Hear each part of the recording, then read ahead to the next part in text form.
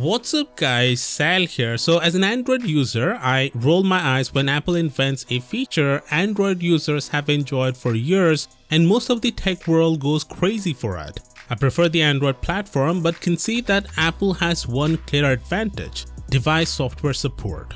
iPhones get at least 5 years of software updates. On the Android side, Google has consistently provided the fastest and longest term support for its Pixel phones, but that crown was taken away from Samsung when they announced a 4-year support promise on many of its devices. Samsung even announced recently that their enterprise phones will get as much as 5 years of software support. But it looks like Google is planning to take their crown back, as we have a new report claiming that Google will provide at least 5 years of software updates to both Pixel 6 and Pixel 6 Pro. It comes from John Prosser from Front Page Tech, who was the first one to reveal the Pixel 6 and 6 Pro to the world. Now it's unclear if this means the Pixel 6 will get 5 generations of operating system updates or 4 generations of OS updates plus an additional year of security updates. I guess we'll have to wait and see. But what's clear is that Google is taking full advantage of the fact that it has full control over the silicon powering both devices.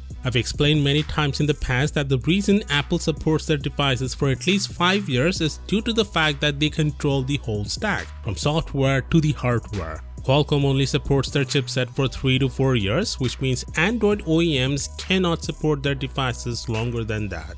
But with the new Whitechapel chipset, Google now also controls the whole stack, which theoretically means that they can provide software support to their devices as long as they can. But just because they could doesn't mean they would, as it's not good for business. Either way, it's good to see them committing to at least 5 years of updates similar to Apple. With that said, we also have the specifications of both the Pixel 6 and 6 Pro. The Pixel 6 will have a 6.4-inch AMOLED display with 4600 mAh battery, a dual camera with 50 megapixel main and 12 megapixel ultra wide, while the Pixel 6 Pro will have a 6.7-inch display and is plastic OLED. Now don't get confused here, this plastic OLED isn't made by LG, which is known to have some issues in the past. Instead, both handsets will use Samsung displays. The Pixel 6 will have a rigid OLED to keep the cost down. Since the Pro will have curved displays, they are using flexible OLEDs or plastic OLEDs, something Samsung and Apple use in their flagship phones.